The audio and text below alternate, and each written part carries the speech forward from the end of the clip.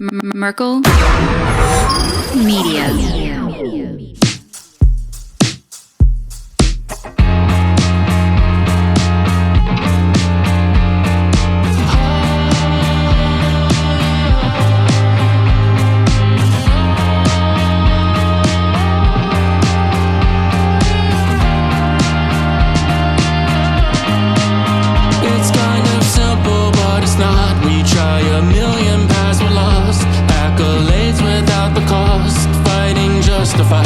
I'm exhausted, looking for everything in the shadows. Start looking at people like they don't matter.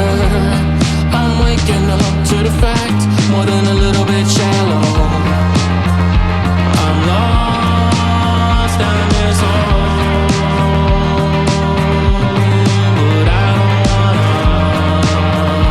I'm lost down this hole, 'cause I'm just trying to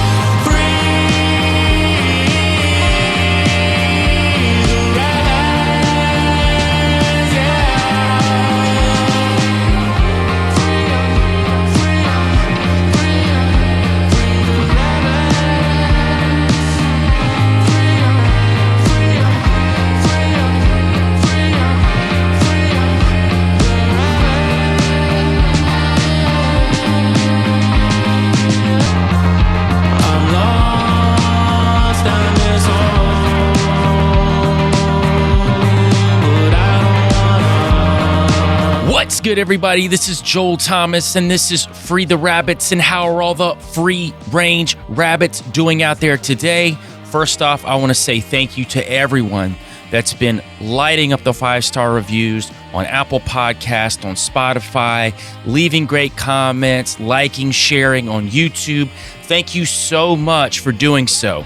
If you've been following the show and you haven't done so yet, please, while it's on your mind and I'm talking to you right now, go give it a 5-star review. Go leave a comment where you can. It helps the show grow, and it helps it get deeper into the algorithm where people that don't normally get a hold of the show get a hold of the show. If you're new to the show, hey, wait until you listen to it, and if you feel like it's worthy of a 5-star review or a great comment, go and do it as soon as the show's over with. Also, YouTube memberships are up and running. This is not to give you any new content or keep anything behind a paywall. This is just for people that have been asking how they can donate to the show. It's one of 2 ways I have available right now to donate directly to the show. Just go to the membership section here on YouTube, and there are 3 different tiers with different perks for each, but generally it's just a way for people to be able to donate to the show and help the show grow. You can also go to buymeacoffee.com/freetherabbits, and you can donate by one payment there if you'd rather do that. Also, for everyone that has been asking for the past several months, Free the Rabbits intro song is up as a single. Just go to Spotify, just go to Apple Music, go to YouTube, type in Joel Thomas, Free the Rabbits, and you will find that song available to add to any of your playlists, so you can listen to that song as much as you want without having to rewind to the beginning of the episode as your only way of doing so. All right, guys, let's get into the episode. What's good, guys? We are back with part 3 of my Good Nephilim series, which will be the final part of this particular series. Not to say that down the road, as I continue my research with this particular theory, that there might be addendum episodes that are added as I'm discovering new things. Because it seems like that every time that I think I've boxed in this theory enough, it expands even more and more and more as I'm looking at other theories that sometimes have nothing to do with Nephilim at all, but they find their strong arms creeping through all kind of different subjects, and sometimes they end up being of the quote-unquote good type. So just giving people a heads up, just because this will be the final episode of this particular series doesn't mean I won't revisit the topic later on with more research that I'm doing, because I'm trying to compile as much evidence as I can to give people a solid basis to be able to look at this wholly and say, hey, this is a huge possibility that this particular narrative that all Nephilim are evil is shoddy at best. And to be honest with you, that's the same thing with any type of theory. It's just a theory, and we can get very deep rooted in these theories sometimes, and we can think we have it all figured out. And when we do, we get very angry and anxious when something is presented that is the antithesis of that. And I find that with myself too. And I've learned that if I'm feeling a certain way towards something, that makes me actually want to go look into it and try to understand it as much as possible. And a lot of times I find out that there's some sort of validity or truth to it because, like I've said from the beginning of this entire show, that most of these theories have some basis of truth in them somewhere. We're just trying to dig around and find out what it might be. But I'm very excited to get to this episode today. I've had several people hit me up, excited that I'm going to talk about the Rh negative blood type as a part of this. But I'm also going to talk about another set of possible good Nephilim from the Bible. Not extra canonical, not apocryphal, not historically, but from the Bible. Now, David's Mighty Men, Part 1. Well, the reason for that is they're not technically part of David's Mighty Men. They worked with David, but they're not a part of the Mighty Men themselves. These were a separate group of people, but this is from the Bible, and I'm also going to break down in the Hebrew what some of these words mean to show you that from all intents and purposes, it looks like that these are hybrids of some sort that worked with David during a period of time he was running from Saul as he was amassing his own army. So you will get the bigger picture of who these guys are. But it starts with the Gadites, the tribe of Gad. And according to the Bible, it was one of the 12 tribes of Israel who, after the Exodus from Egypt, settled on the eastern side of the Jordan River, is one of the 10 lost tribes. 10 lost tribes is a highly controversial topic. You wouldn't think so, but it is, because there are tons of people globally who claim that they are of the lost 10 tribes of Israel. And to be honest with you, it's possible. I'm not saying that these people aren't, but I will say this. It is virtually impossible for any of us to track our bloodlines back to these specific tribes of Israel. Now, there could be in some elite circles ways to track these bloodlines back, but I can say this, there's too much evidence of these particular tribes being scattered from Israel itself and settling down multiple places globally. And to say that we have it figured out who these 10 lost tribes are, I think is very haughty and arrogant of us. And I also think it lends to that Hebrew elitism that I've talked about a lot, especially last episode. I talked about a good bit, and we won't go through that too much today. But I just wanted to set the tone about these 10 lost tribes and how that there is this narrative that people think they know exactly who these 10 lost tribes are and where they're actually at, where they settled down at. But there's too much evidence in books from all over. As a matter of fact, recently I received a book that had some genealogies in it and some chronologies in it that tracks some of these tribes even to the UK. So this narrative that they all settled down in some portion of Africa or the United States only, I believe, is ludicrous. And I think it's the same thing when we're looking at groups of people like the Edomites, because the Edomites are another one that integrated into Rome and Germany and multiple countries where we don't know exactly where all of these Edomites are. And I think this goes with any type of nationality of people or groups of people from ancient times. I think they dispersed from all over and integrated into many different cultures and many different countries. So I think it's very difficult for us to pinpoint down and say that we know for a fact where these tribes located as a whole, because many of them dispersed in multiple directions. So it's just not possible, especially after a lot of the Babylonian conflicts that went down. It's very arrogant of us to think that we could have that all figured out. But I do think it's very fascinating, and I think that we can have a lot of theories about what happened to the 10 lost tribes of Israel. Some of these tribes, and I know I've listened to some other theologians and Nephilim researchers who have talked about Nephilim bloodlines being integrated into some of these lost tribes and them having some origins of Nephilim bloodlines, which I don't know about as a whole, right? I think that some of them did. Again, back to the Edomites, we know that Esau settled down around Mount Seir.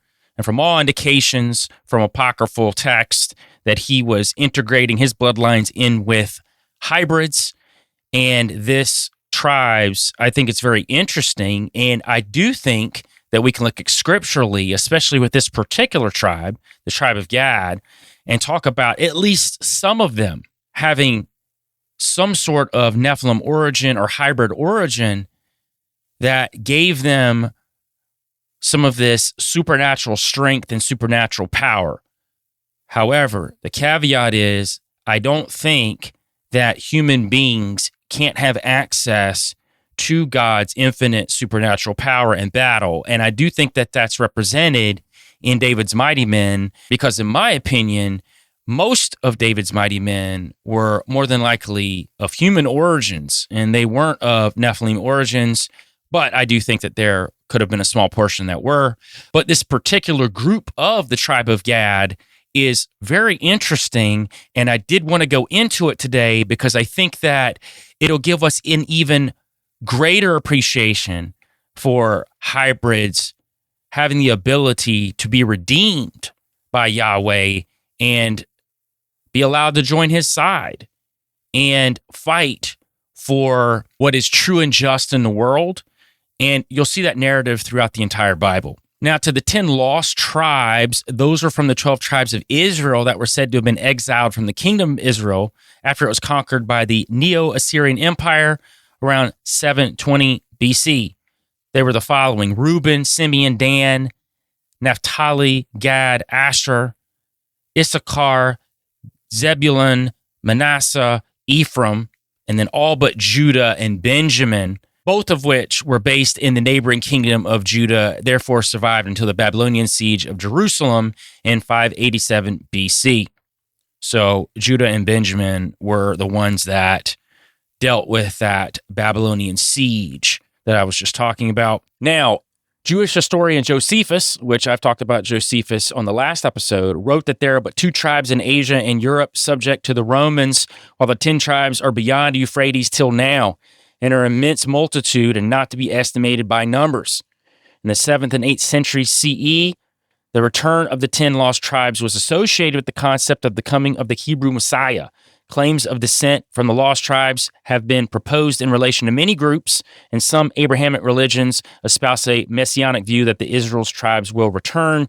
So I know that there is some talk in the Christian sphere and the Judea sphere of these 10 tribes coming back when the Messiah returns. Now, it depends on what you believe. If you're a Christian, at least in some versions of Christianity, which would be considered your pre-tribulation idea, would consider that these tribes would come back together before the return of Christ.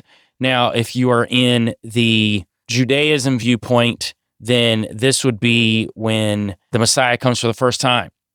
So 2 different varying views there, and there's always a lot of offshoot views within Christianity too. And we've talked about the idea of postmillennial views, even the possibility of us actually already being in the short season of a few thousand years, but we won't get into all that today. But that's just setting the tone for what Josephus has said. Now, the idea saying that these 10 tribes are beyond the Euphrates from Josephus lends to a lot of people thinking that they were all together in a large group somewhere in Africa, right? This is where people get the historical idea of that. The problem with that is so many people, when they dispersed and they went across the Euphrates, that's not denoting where they actually settled, not in the slightest, because we know that even in ancient Egyptian times, there is knowledge of Egyptians coming to the Americas, setting up shop in the Americas. And I plan on doing an episode very soon about ancient Egypt in the Americas. But we know that tons of different countries and civilizations had come to the Americas and other parts of the world by boat and by whatever other means. If you want to go down the esoteric route of portaling and stargates, that would be a whole nother discussion. But let's just say that they're getting to these other places somehow. That's a long period of time, from even the Assyrian captivity times when they started dispersing, to say that they all just lumped together in one place. No, they would have dispersed even in small groups out of these tribes as well. So these are thousands and thousands of years ago. We can't sit there and pinpoint down even what Josephus is saying right now, that they were all in one place. There could have been a large group of people in one place, but it doesn't mean all the tribes were there all together. And I don't think that in the slightest. And I would say that for any nationality or culturally, any group of people throughout history, I think you, more times than not, especially when it comes to war, you will see them dispersed over different areas, depending on what they're running from or who they're fighting. So the biblical narrative is after the conquest of the land by Joshua. Now, this is when Joshua and Caleb, they come into the promised land to take it back after they've been in the wilderness for 40 years. This is after the original 10 spies saw all of the Anakim, Raphaim, Nephilim, Og, Sion, his brother, all these giants in there. This is when Joshua and Caleb come in with the Israelites and start taking it back. And this was until the formation of the first kingdom of Israel in 1050 BC. The tribe of Gad was part of a loose confederation of Israelite tribes. No central government existed, and in the times of crisis, the people were led by leaders known as judges from the Book of Judges. In the first book of Samuel, King Nahash of Ammon, of the Ammonites, appears abruptly as the attacker of Jabesh Gilead, which lay outside the territory he laid claim to. Having subjected the occupants to a siege, the population sought terms for surrender and were told by Nahash that they had a choice of death by the sword or having their right eyes gouged out. Now, this is significant. You may wonder, why are they to have their right eyes gouged out? Well, in battle, you would have your shield in your left arm and you would have it raised to protect yourself, while in your right hand, you would have a weapon of some sort. Now, while your shield is raised, your left eye, you wouldn't be able to see out of.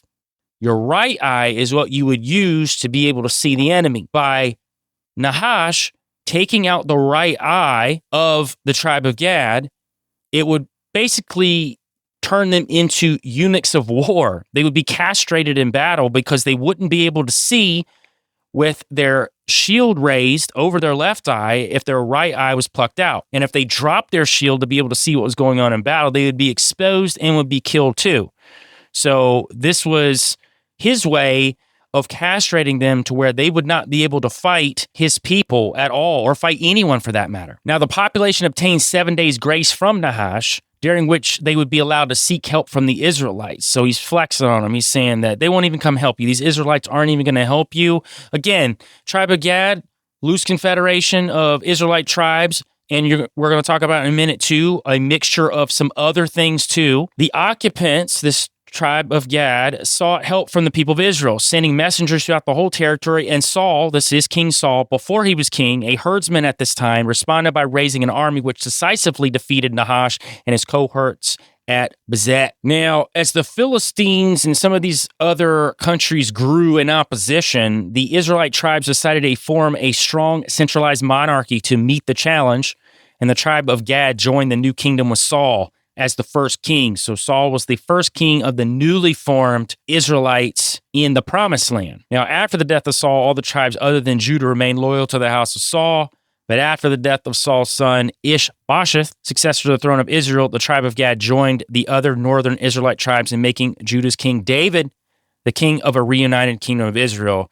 And I hope most people know the story of King David and King Saul and the split there, and how David was on the run from Saul and was building up his own army to defeat Saul and take his right as king, because after killing Goliath, he was looked at by most Israelites as the successor of Saul, and Saul wasn't ready to give it up. And Saul, doing some nefarious things that he did, even talking to a witch to try to get some sort of leg up on David, just kept spiraling out. And you will see this happen time and time again throughout the Bible with great men, but you'll also see the theme of redemption with a lot of them too. Now, following the completion of the conquest of Canaan by the Israelite tribes after about 1200 BC, Joshua allocated the land among the 12 tribes. However, in the case of the tribes of Gad, Reuben, and half of Manasseh, Moses allocated land to them on the eastern side of the Jordan River and the Dead Sea.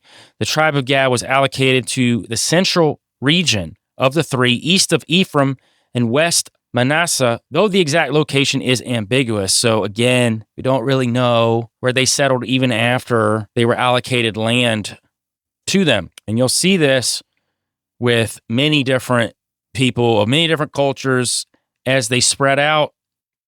We don't even know where portions of those people go to. There may be a central portion that stays, but there may be several other groups that disperse off and migrate to other lands, which I think that the Americas at some point probably had several different cultures and people of all kind of different ancient lineages throughout, giants included. Now, there's actual archaeological evidence for the tribe of Gad. It is mentioned in the Mesha Stele, and we've talked about steles before on here, especially when we talked about the dog-headed men.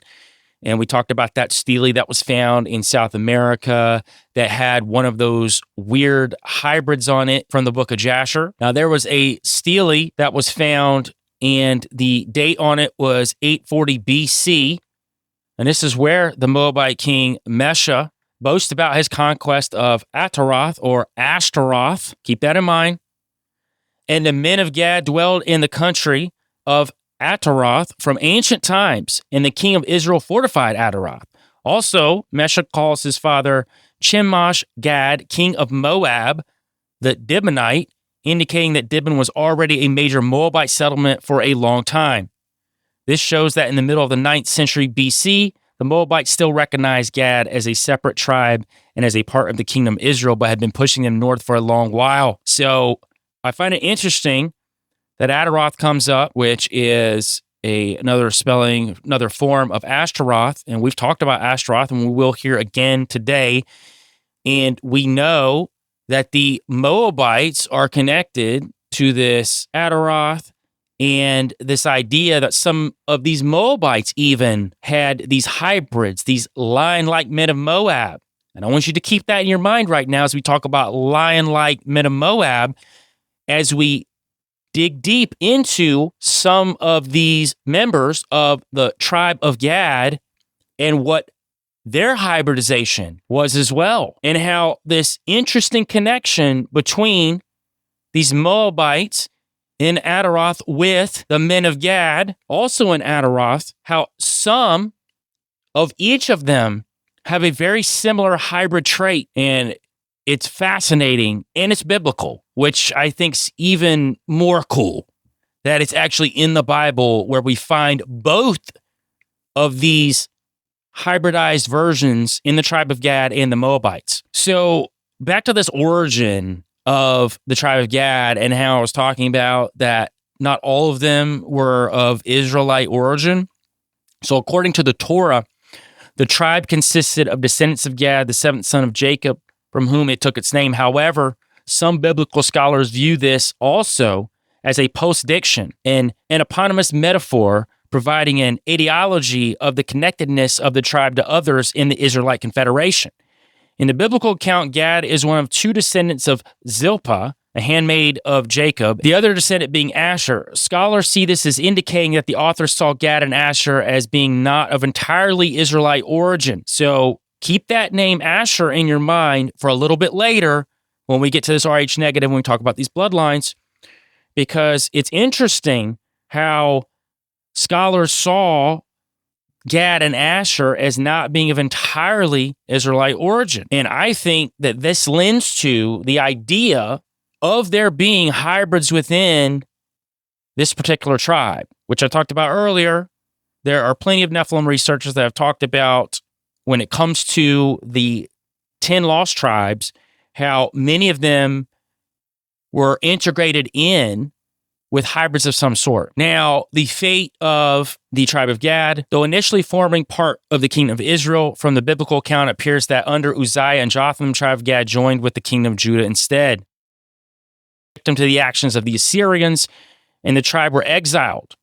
And in the Talmud, it is Gad, along with the tribe of Reuben, that are portrayed as being the first victims of this fate. So they were, along with the tribe of Reuben, kicked out first during this Assyrian takeover. Now, the Ethiopian Jews, also known as Beta Israel, which we talked about in the last episode, claim descent from the tribe of Dan, whose members migrated south along with the members of the tribes of Gad, Asher, and Naphtali into the kingdom of Cush, now Ethiopia and Sudan, during the destruction of the first temple.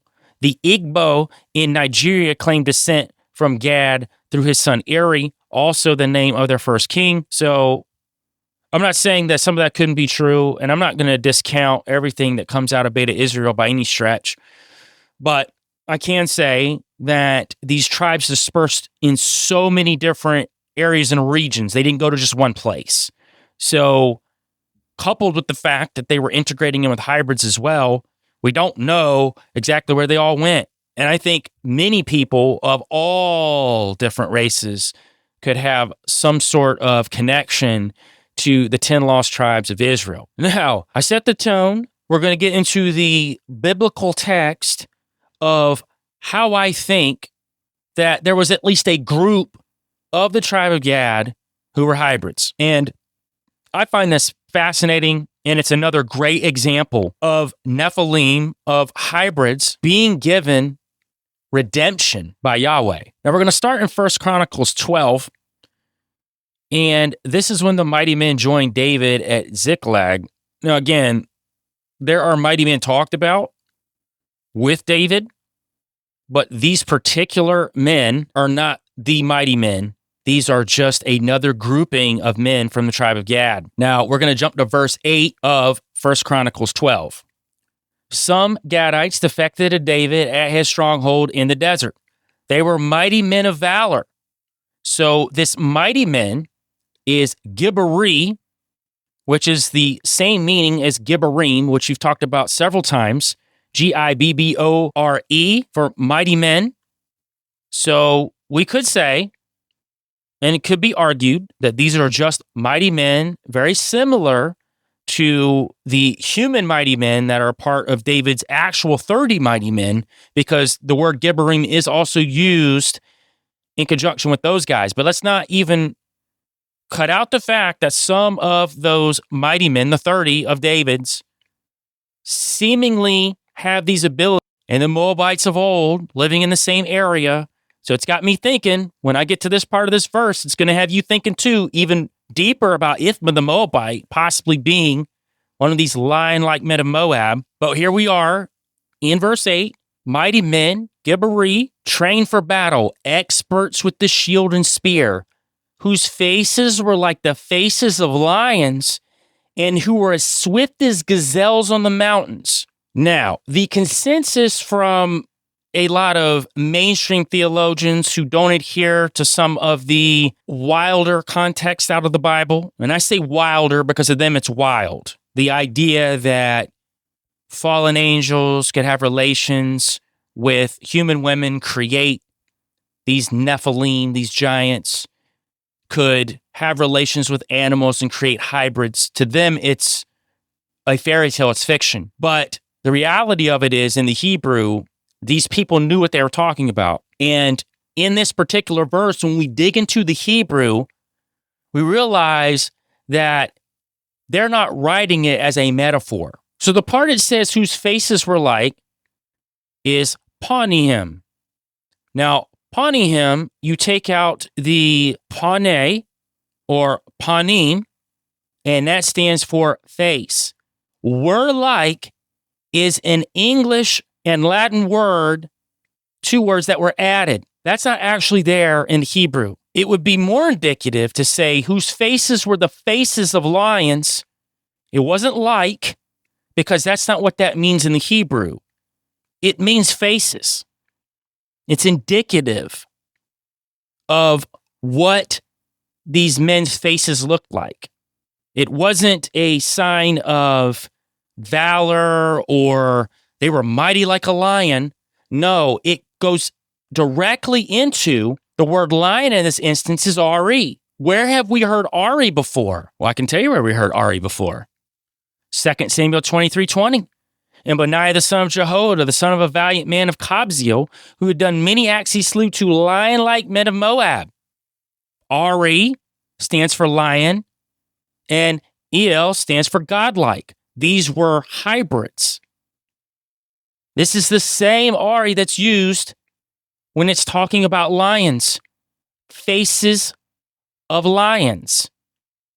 Not like, faces of lions. Take that word like out of there that was added, whose faces were of lions, and they were swift as gazelles on the mountains. Now, swift is Maher, M-A-H-E-R, hastening, speedy, swift. So in this instance, it is talking about the physicality of how fast that these Gadites, these men, could move. So looking into the deeper Hebrew here, we find the correlation, the connection to 2 Samuel 23:20 and 1 Chronicles 11:22, which is Benaiah the son of Jehoiada, the son of a valiant man of Kabzeel, who had done many acts. He slew 2 lion-like men of Moab. Also, he went down and slew a lion in a pit in a snowy day. So these are very similar verses. They're just in 2 different books, but the Ariel is used the exact same way in both of those verses, and the Ari is the same version of lion that we see in verse 8 of 1 Chronicles 12. So that got me pretty jacked up because I'm thinking about these Gadites, these army commanders. And we'll go to verse 9 here. Ezra the chief, Obadiah the second command, Eliab the third, Mishmanah the fourth, Jeremiah the fifth, Atteh the sixth, Eliel the seventh, Johanan the eighth, Elzabad the ninth, Jeremiah the 10th, and Machbenai the 11th. These Gadites were army commanders, the least of whom was a match for 100, and the greatest for 1,000. So the least of them, one man could take out 100 other men, or in the context of the Hebrew, these hybrids could take out one man. The greatest of them could take out 1,000 men, one man. Now, I know I'll get pushback from the non-hybrid believing or Nephilim giant fallen angel created believing Christian who will say that, oh, God can't give people power to do that? Absolutely. And I think that is very evident when you're looking at these human mighty men. We can look at Samson. We can look at so many different characters throughout biblical history where God has given human beings the power to do things supernaturally. Not discounting that. The issue is when the Bible is clearly, specifically in the Hebrew, talking about some sort of hybrid or giant doing something miraculous, that we try to disavow that piece of it. And I don't think we should here. I mean, think about it. You have these lion-faced men who can run like gazelles and move like gazelles through the mountains, who the least of them can take out 100 men. The greatest could take out 1,000 men. This is crazy. And the best part is they pledge to David. We can go to verse 16.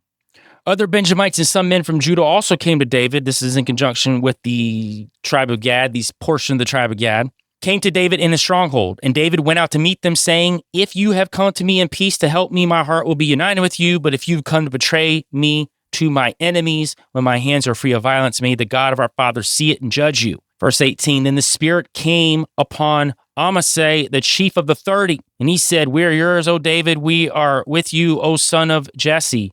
Peace, peace to you, and peace to your helpers, for your God helps you. So David received them and made them leaders of his troops.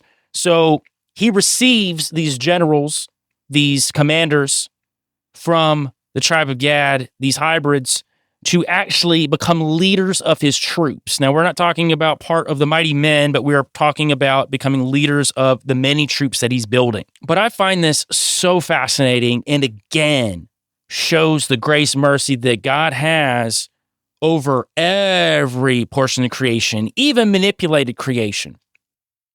And I think this is another fantastic example of that.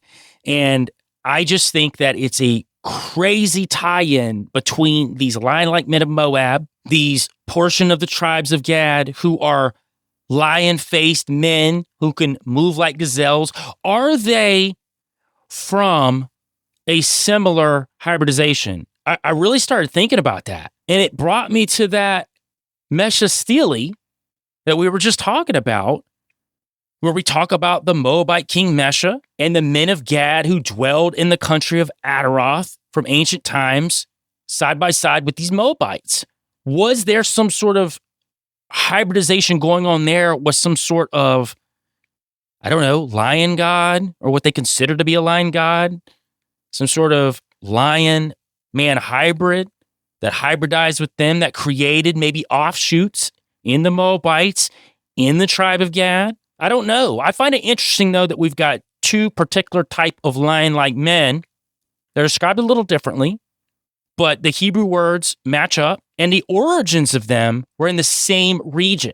And this is just according to archaeology in this region, these Moabites, tribe of Dan, that there was something going on with some sort of lion god, lion hybrid, fallen entity that was manipulating the genome with some of the people of these groups of people. And I think that is how my mind started going to it as I was matching it up. But I did want to talk about these lion-faced men of the tribe of Dan and how ridiculously strong they were. And I believe it's another fascinating example of these hybrids who have been redeemed biblically. We're not even talking about extra-canonically. We're talking about biblically.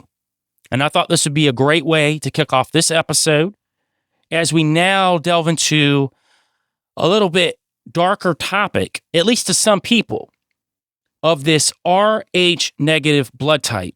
Now, there are tons of theories that have surrounded this Rh negative blood type. You probably have seen entire episodes done on ancient aliens, where they consider this to be from alien manipulation of the human genome. And there are all kind of other theories about what this Rh negative blood type has with it that's connected to the supernatural world. Now, I want to preface it by saying this. I think this is like any theory that we look at. I think there could be some truths to it, but I also think there's definitely some fear-mongering that's going on with it too, especially within the Christian community. And I believe I talked about it briefly on the last episode, but I had several people reach out to me and say that there are people within the Christian community that are telling people that have Rh negative blood type that they cannot be redeemed because the narrative of there never being any Nephilim that could be redeemed in certain circles of Christianity has led these people to believe that. That's fear-mongering. That's not true, and I will stand on that. So we can argue about all the different canonical and extra-canonical and historical texts I've talked about in the last 3 episodes, and whether you believe in them or not, or the validity of them. That's perfectly fine. But to espouse that someone cannot be redeemed is foolhardy on your part, And may God help us all if we're doing that to anyone. And I would hope that I would never do that to anyone either, because only God can judge, not human beings. And I think that's very evident as I'm digging through this good Nephilim theory. But where the idea of this Rh negative blood type comes from, at least in the conspiracy theory world, it comes from essentially one of a few places, right? We've either got the ancient aliens theory, that these were some sort of highly evolved extraterrestrial who came down and started manipulating us, helped quote unquote create us. And as a part of that, in their continued manipulation, they added a little bit of their extraterrestrial selves to our blood type. And this is where this Rh negative blood type comes from. And this is why people seemingly have these supernatural or alchemical abilities or proclivities to being able to do things that the average person could normally do, is because they have this alien DNA inside of them. The other one is reptilian blood, because people will point to the 13 bloodlines and say that they are of draconian nature, and people that have this draconian blood, this reptilian blood, are of this Rh negative blood type. And the other one is that people that have the Rh negative blood type are of Nephilim origin. Now, I'm not going to throw it all out. I know it sounds super crazy, all the three things I said to the average person, but I think there's some validity to the Rh negative blood type, because there are some weird things that tend to surround it, but it's not always indicative in every case. Because I know people that have Rh negative that don't have any of these things happen to. So we have to put that in our minds as well. Also, is the fact that you have Rh negative blood and you are aware of the implications of what that could mean. Maybe you've listened to a lot of podcasts or listened to people say that you have Nephilim blood. Does that unknowingly unlock entities to come and attack you because you've now awakened yourself to thinking you have this Nephilim blood type? So now things start interacting with you. Maybe not because you have the blood type, but because you think that you have an extra connection because of the blood type, and then it causes this connection to entities. We have to put that in our minds too. Entities will trick, play games, and it's not always what it seems.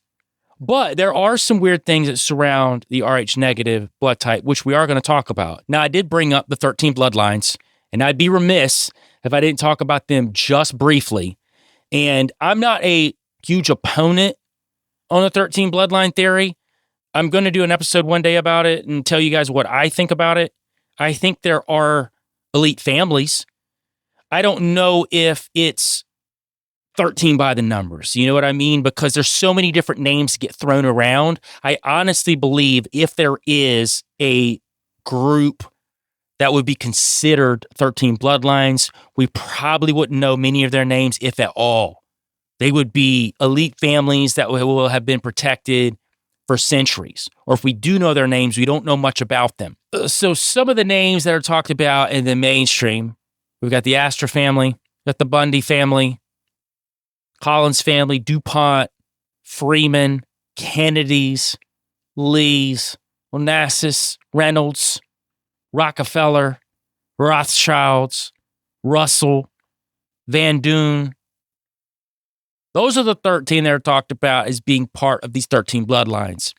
My only issue with that is when it comes to an elite group of people who are protecting, whether you think they're alien, reptilian, or Nephilim bloodlines, they wouldn't all be out there like that. They would be to an extent. And a lot of times I think some of these families are just frontmen for who the actual families are. They take on the moniker as being the 13 bloodlines. And maybe they are part of a group of 13 families who are the frontmen for these other families who are behind the scenes.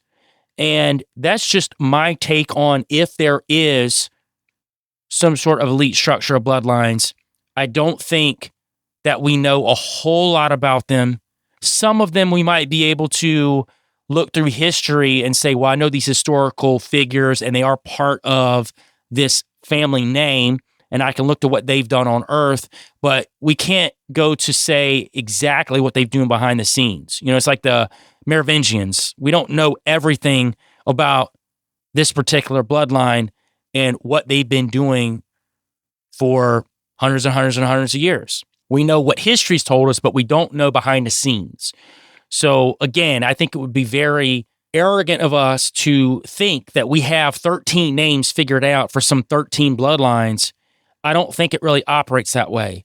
Now, the thought pattern is, if we take on the 13 bloodlines, or even if, like I'm suggesting, they're just frontmen as a part of an elite bloodline structure, that they would dip outside of their families, and I mean that literally, when they're having relations with other people, to create bastard family members who would be able to be utilized by the family for other purposes, but wouldn't have the family last name.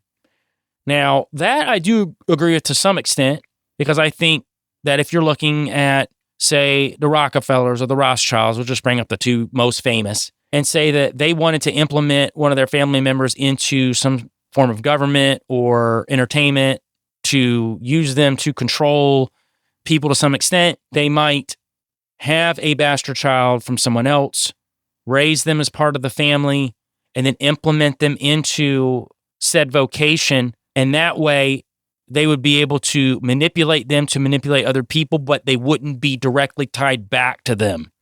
And you'll see this a lot throughout historical figures where people suggest that so-and-so was actually of this bloodline because of these connections, but there's no way to actually track it. It's all just theories. I love it when people are like, no, he or she did. They are from that family, and I know. You know a theory. You don't know for sure. None of us do. We can try to figure it out a million different ways, but we're always going to roll back to a specific theory. Now, what is Rh negative blood? Carl Landsteiner and Alexander Wiener played the most significant role in identifying the rhesus blood type. So I'm going to break down Carl Landsteiner and Alexander Solomon Wiener here for you, just to give a little background on who these guys are. Carl Landsteiner was German. He was Austrian-American biologist, physician, and immunologist. He immigrated with his family to New York in 1923 at the age of 55 for professional opportunities, working for the Rockefeller Institute. So, interestingly enough, one of the key figures in coming up with the idea of the Rh negative blood type, or putting it into the medical mind frame, was a guy who immediately started working for the Rockefeller Institute, which we just talked about the Rockefellers being part of these 13 bloodlines, or what people consider the 13 bloodlines. Now, we can point to the Rockefellers being integral in all kinds of different machinations, from the medical world, the education world, politics, the industrial sector, all these different things. So we know that the Rockefellers are a very powerful family. The fact that here's a guy who puts this Rh negative blood type into the medical mind frame, literally moves here in 1923 and immediately starts working for the Rockefeller Institute. I find that interesting. You know, you could say I'm grasping for straws and maybe it's just all circumstantial. It could be. But I do find it interesting that we're considering these Nephilim bloodlines to be connected to these elite families. And here's an elite family who hires Carl Landsteiner, and Carl Landsteiner breaks down this Rh negative blood type along with Alexander Wiener. And Alexander Wiener was an American biologist and physician specializing in the fields of forensic medicine, serology, and immunogenics.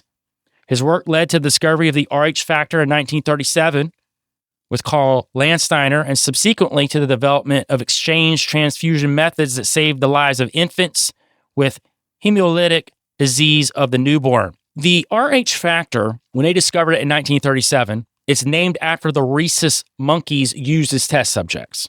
So that's where this Rh negative comes from. Now, initially, they found this Rh negative blood type, but they didn't know if there was anything significant to it. That's the mainstream version. I'm just looking at Landsteiner coming to America and immediately working for Rockefellers. And all of a sudden, he puts this new blood type into the American mind frame and the worldwide mind frame. But it was seen as yet another factor, not much different from the M, N, or P factors useful for fingerprinting. So if you got a certain blood type, they can look to your genealogy, your DNA. Generally, doesn't mean that someone can't have a different blood type from someone with a previous blood type. That's always happening. What I'm saying is it's useful to fingerprint a person to some extent. However, Wiener soon realized that the new blood factor they had discovered was associated with problems in blood transfusions. Although the first time Rh positive blood is transfused into someone with Rh negative blood, it may not cause any harm. It does cause the creation of antibodies, which make a second such transfusion very dangerous. By the time he and Landsteiner published in 1940, Wiener was able to demonstrate the role of Rh synthesization as a cause of intergroup hemolytic reactions, thus increasing the safety of blood transfusion. So, in layman's terms, they're figuring out that there is a problem in transfusions when it comes to this Rh negative blood type. Now, they're saying when it's transfused the first time, it doesn't cause any problems, but the second time can be very dangerous and even cause death. So they're trying to figure that out. They know something's weird with it. However, I think they knew more than that they were letting on, because as we break down the Rh negative factor further, there are just weird anomalies that come along with it. Some of it's scientific, some of it's just what people have said. Hundreds and thousands of people who have it have said that they've dealt with having this blood type. And we're going to get into that. Now, the very interesting thing that goes along with the Rh negative blood type, it only appears in about 15% of the entire global population. And it's been a source of interest among scientists and medical professionals since it was first identified in the 1930s. Now, the reason for this, save for its rarity, is that we do not currently know where it comes from. Now, this is scientific. No one can track where this actually comes from. It is an anomaly. It is an anomaly blood type that no one can look to and say, this was the source of it. So this apparent gap in our knowledge has allowed some theorists to insert their own ideas for how the blood type came to be, i.e. through external intervention. And here comes the humanist reaction to it. They say it's a wonderful example of the aliens of the gaps argument, or gods of the gaps argument, used by creationists where a phenomenon is credited to a deity. There's no agreed explanation for it. And I'm going to break down just briefly what God of the Gaps theory is, or aliens of the Gaps theory is. According to humanists, these are people who only adhere to the Big Bang and evolution. The God of the Gaps theory refers to poorly made arguments assuming that if a phenomenon doesn't have an immediate explanation, then it can be credited to a deity. Creationists often rely on this fallacy in an attempt to cast aspersions on the veracity of evolution by pointing to supposed gaps in the fossil record and claiming that because scientists cannot yet explain them, an intelligent designer must instead be responsible for the natural world. The theory essentially uses God to fill in any gaps in human understanding. I don't think that's the case at all. I think there are major gaps in the fossil records. Now, we can argue where those gaps come in, and I know I've talked to Justin England from Crypts of the Corn several times about evolutionary theory and the gap in those said archaeological finds. And listen, there is a level of evolution that exists, absolutely. I think we can look at things adapting over time. I just don't think, again, I've said this plenty of times on the show, that there is any evidence for whole species changing into another whole species. And it's funny because there's this humanistic thinking that acts like it's superior to people who believe in God. But when you get to the highest levels of science and understanding, most of them believe in some sort of divine origin. because they have their hands on things the average person doesn't have. The idea that everything came from nothing, even though evolutionists will say that that's not the case, it's more complex than that. Let's just put it in simple layman's terms. Something appeared out of nothing. To say that's the God of the gaps theory, sure, you can say creationism's a theory. I'm an adherent to that because it's a belief system. I completely agree with that. But to say that evolution's not a theory or not a belief system, I think that's the issue I have with it. If you want to say you believe in it and it's your belief system, totally fine with that. Let's just say it for what it is, which a lot of people in the ancient alien sphere or biblical sphere or reptilian sphere, whatever you want to say, will say and point to the fact that no one, not even scientists, can tell us where it comes from. So I don't think it's a stretch to say that if you have a belief system in creation and a divine entity, that something integrated with 15% of the entire global population to create this. I think it's possible.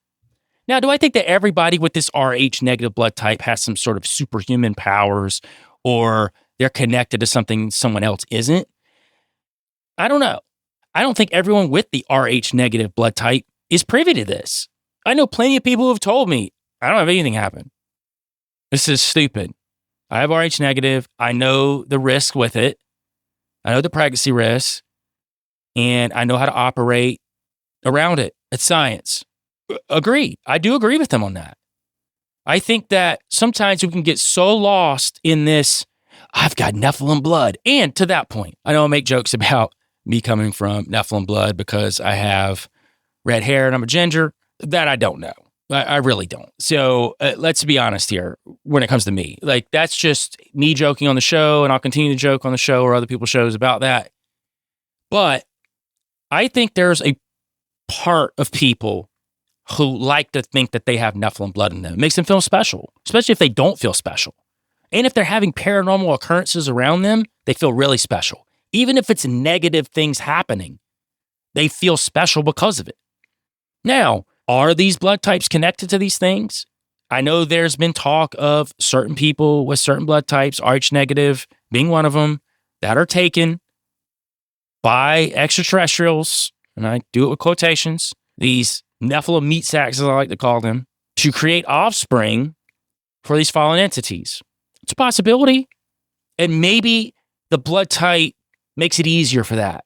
Because if it does come from a Nephilim origin, it could be that the person that has it, a female vessel, would be able to gestate a Nephilim hybrid easier.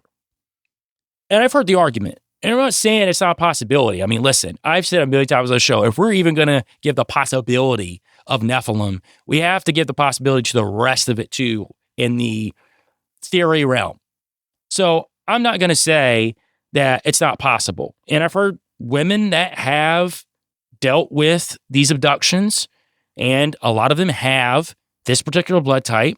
So there's the argument. Now, back to there's no clear consensus on why some people have this Rh negative blood type. But there could be just a normal explanation for it too. It could be the way that genes mutate. It could be that blood types have mutated. I believe that mutations are provable. We know that through science. And a good example would be eye color.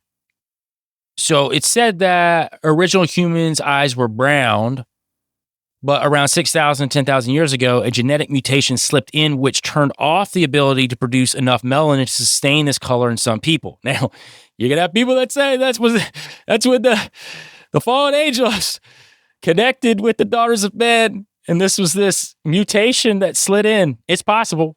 It's possible, but you're going to get that from a certain group of people who want to claim that their skin tone is a godly skin tone and everyone else isn't. Again, I've heard it all. But let's just say this in just genetic terms. Now, this led to the emergence of other colors such as blue, green, and hazel eyes. The eye color is not the result of a particular pigment, but rather the relative absence of higher concentrations of melanin to make them brown. So we can even look to mollusk shells. They do the same thing. You can look at all the different patterns and colors that they will have, and it's operating at a similar genetic mutation. So maybe the Rh negative is just some sort of mutation that 15% of the world has.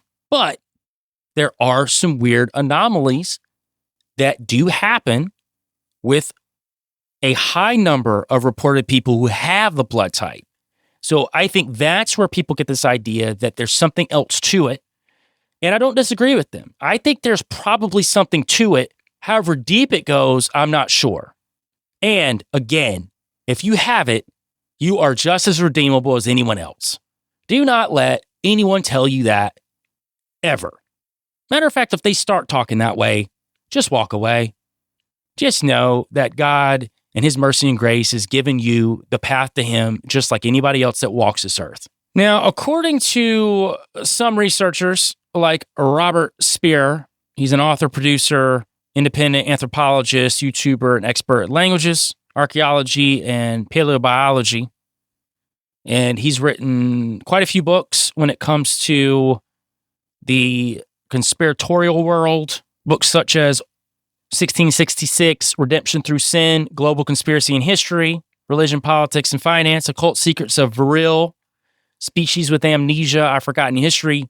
He's a huge proponent on the Rh negative being of some sort of alien origin or Nephilim origin. And he talks about how that 85% of humans have Rh positive blood, yet all royal families have Rh negative blood. That's a theory. We don't know that for a fact.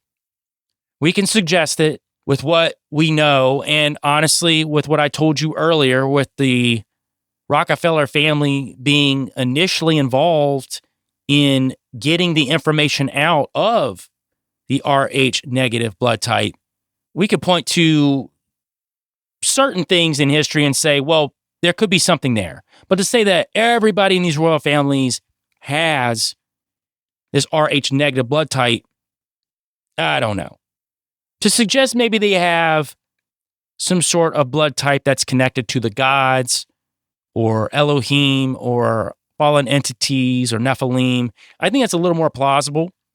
And I don't even think that all of these hybrids had the same blood type either. That's a huge stretch and huge suggestion. So again, if you have Rh negative blood type, relax. We're just going into what happens with some of these people that do have it, not all. So I don't know if you know, but the Rh negative mother carrying an Rh positive child will actually try to reject their own offspring in the womb. Now, I actually pulled this report up from the National Library of Medicine, so the skeptic doesn't think I'm just grasping at straws from all over the place. Rh incompatibility. Rh incompatibility is a condition that develops when a pregnant woman has Rh negative blood and the baby in her womb has Rh positive blood. Causes. During pregnancy, red blood cells from an unborn baby can cross into the mother's blood through the placenta. If the mother is Rh negative, her immune system treats Rh positive fetal cells as if they were a foreign substance. The mother's body makes antibodies against the fetal blood cells. These antibodies may cross back through the placenta into the developing baby. They destroy the baby's circulating red blood cells. This can actually kill the baby if not taken care of. And there are ways to take care of it. So the main treatment now for this particular thing that can happen if a mother has Rh negative and the child has Rh positive is a thing called a RhoGAM, RHOGAM. It is a shot that can be implemented into the mother. It will allow passive antibodies immunosuppression, which could prevent the Rh synthesization, which we were talking about earlier. So the best way to say it is a shot is given to a mother, which blocks the suppression from the antibodies rising up against the blood type of the baby within her, which is interesting. Why is this particular blood type trying to unalive this baby within them, and it's only relegated to 15% of the world? Nobody, no scientists, nobody who studied it. They just know it exists, and they consider it a mutation.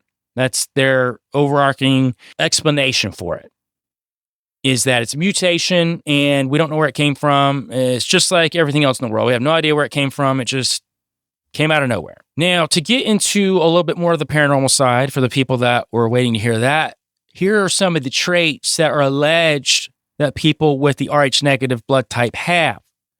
Some of these are physical features paired with a predilection for psychic phenomena and alien abduction. So this is where we get the idea that women that have this Rh negative blood type are abducted and are subject to experiments, including siring children inside of them from these aliens. But some of the features with people that have Rh negative are higher than average IQ, lower body temperature, higher blood pressure, red or reddish hair, extra vertebrae, sensitive vision, and particularly sensitivity to sunlight, and elevated intuition.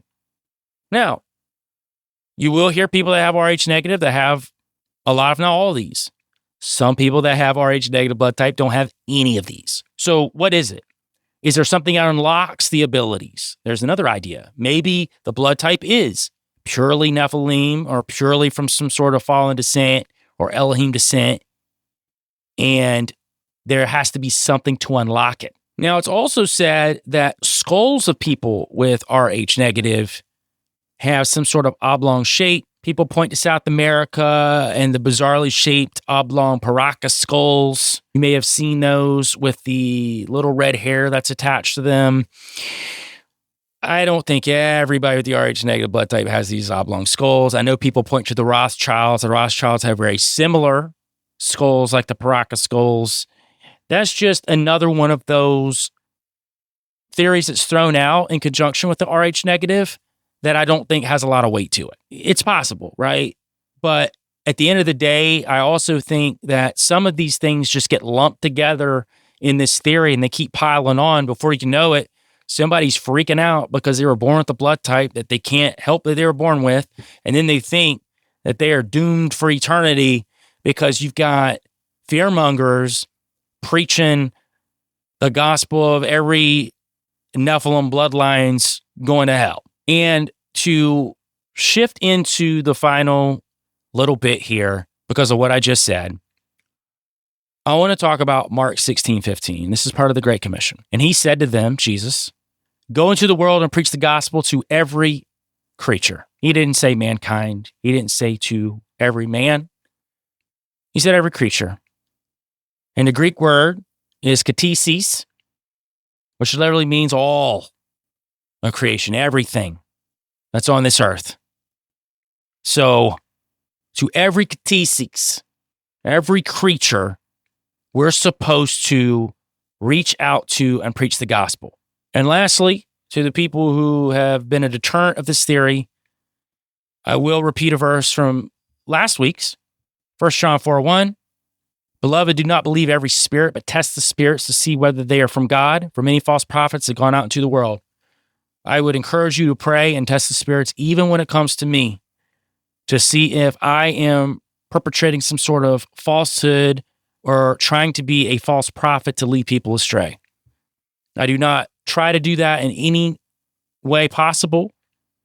And if I ever do anything that is, at least in my mind, that comes off that way as I listen to something later on, or I'm studying something later, I do try to come back and amend that. Because again, I think with these theories, we're always theorizing.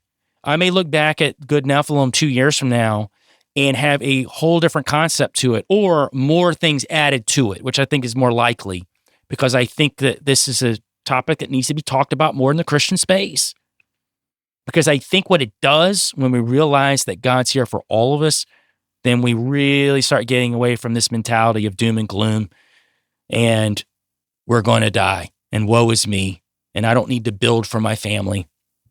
Because who knows? We may be here for another 20,000 years. We don't know. Well, I really appreciate you guys. You guys have been awesome. This has been an interesting series. I've gotten so much great feedback from people, and I'm really glad that people were able to connect with us in a way I wasn't sure if they would or not. But I'm really glad that people did. And honestly, it grew my faith the more I studied this particular topic. And you know what I do before I get out of here, guys? I like to read some 5-star reviews and some comments. If you enjoyed this series, if you enjoyed this episode, please right now while I'm talking to you, go give me a 5-star review on Apple Podcasts, on Spotify. Write a nice review on Apple.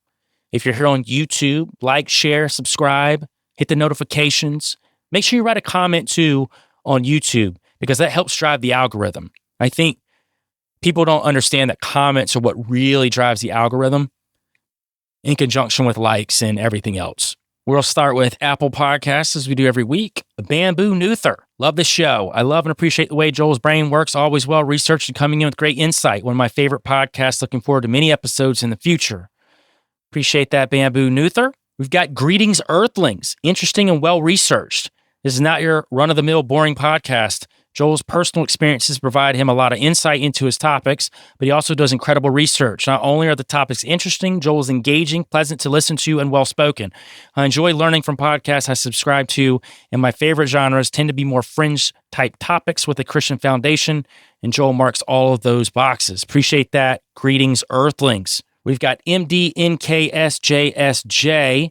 The Earth is flat. 5 stars.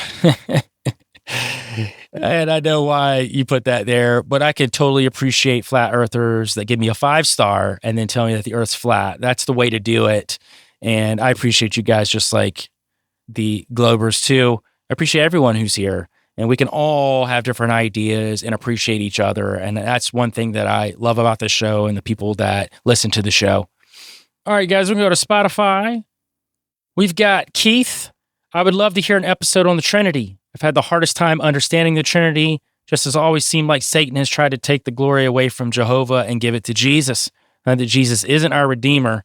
If you understand it all, please help. Thanks. Keith, that would be an entire episode for sure. And the Trinity is an interesting topic, and I know theologians have argued over the Trinity for thousands of years, at least AD, past couple thousand. And maybe I do one day. I don't know. Or maybe I talk about it in conjunction with something else. But it's interesting, and I hope to touch on it at some point.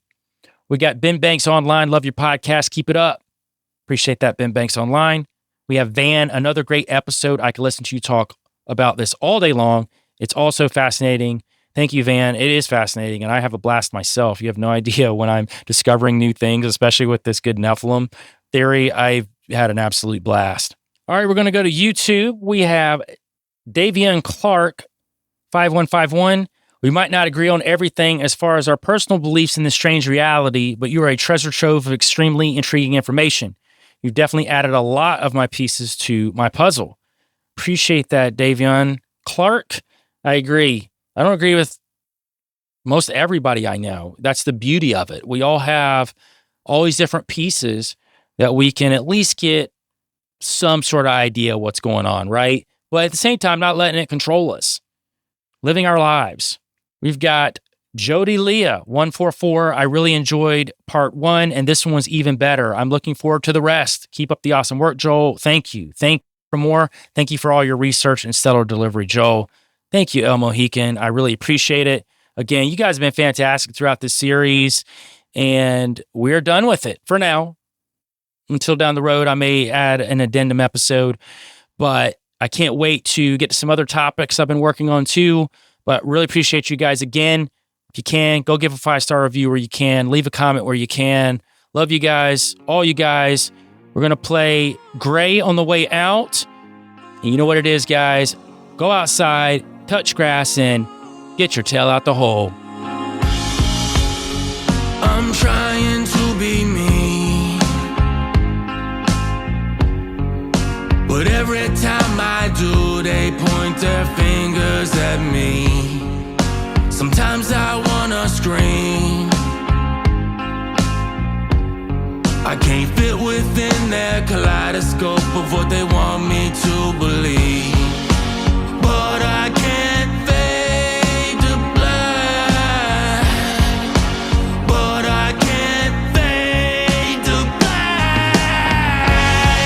It's all in the gray. Skills can't balance the way. Colors bleed out the frame. Black and white on the side. It's all in the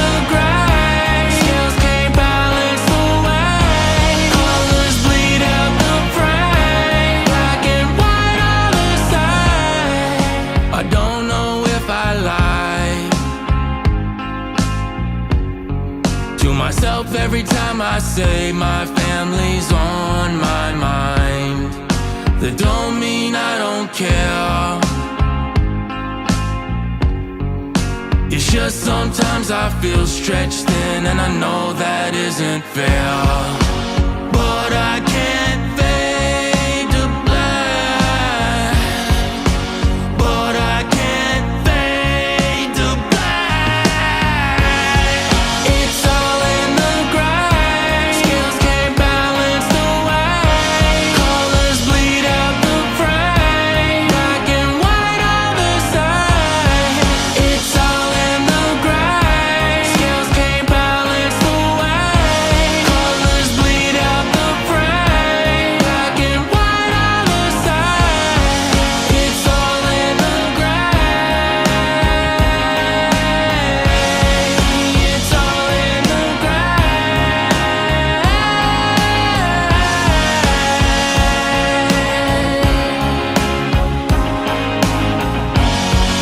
It's all in the gray. I'm trying to be me, but every time I do,